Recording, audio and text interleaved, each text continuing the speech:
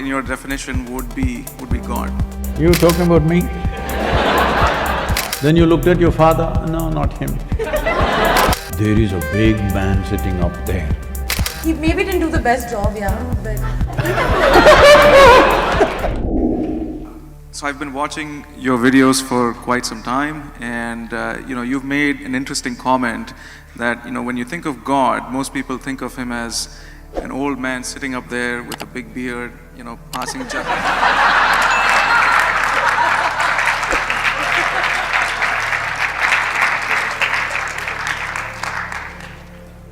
You talking about me?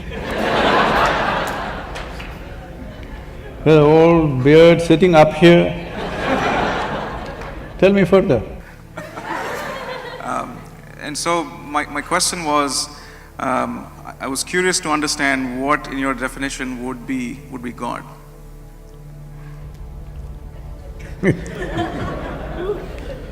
See, the reason why in every culture people have come up with their own concept of God. Every culture has a different concept of God, but everybody has come up with some concept of God. Because they have no explanation for creation, isn't it? Hello? You came out of your mother's womb and looked around, too much creation. You know you didn't do it. Then you looked up to your mother, maybe she did it. Well, she delivered you, but she did not deliver the planet, you know that. Then you looked at your father, no, not him. You looked at every other adult around you, nobody looked like competent enough to make all this happen, isn't it? Yes or no? There's not one person here who looks like he's competent to create this whole creation around us. So the simplistic conclusion is, there is a big man sitting up there. Oof, I fit the description, at least the Western description I fit, in the India I don't fit. But now there is an argument. A big argument in the United States churches, is God a man or a woman? The last election they tried to settle that issue. Didn't work that way. So, your ideas of God are essentially cultural in nature. You know Idi Amin? You heard of Idi Amin? You know, Uganda man? Not Tanzania, but in Africa. Idi Amin declared God is black. I agree with him. I agree with him. Because if a white man can have a white God, why can't a black man have a black God? So this argument also is going on, particularly in the US churches. They tried to settle that in the previous election.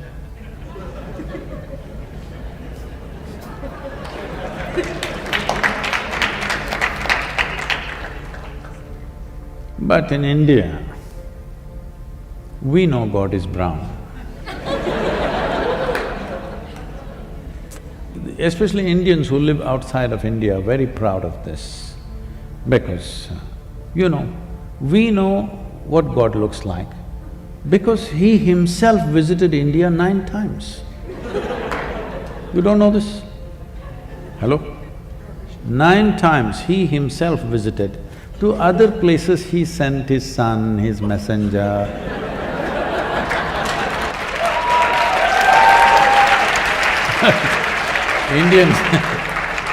Indians are very proud of this. To other places only messengers and sons went, to India He Himself came. I keep reminding them, that is because God wouldn't trust anybody else with Indians. He wanted to do the job hands-on with Indians. So He Himself came not once, 9 times. And He failed. 9 or 10 times we can debate, but failure you cannot debate, isn't it? Obviously he failed, what do you think? It's With a the Indians. perspective that we can take. He maybe didn't do the best job, yeah, but… but he was good. He created you, me, so many of us. Yes, but coming hands-on, it's a failure, isn't it? He could have sent somebody like everywhere else. So, our ideas of God are coming because we have no explanation for creation. What you're referring to as God is essentially that which is the source of creation, isn't it? Because you're human, you're imagining it has to be a big human being. Suppose you were a buffalo. You would definitely think it's a big buffalo.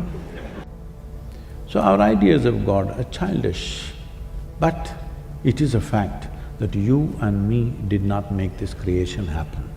That's a fact, isn't it? But you don't know how it happened. With all the exploration of science, we still do not know how it exactly happened. Nobody knows, isn't it?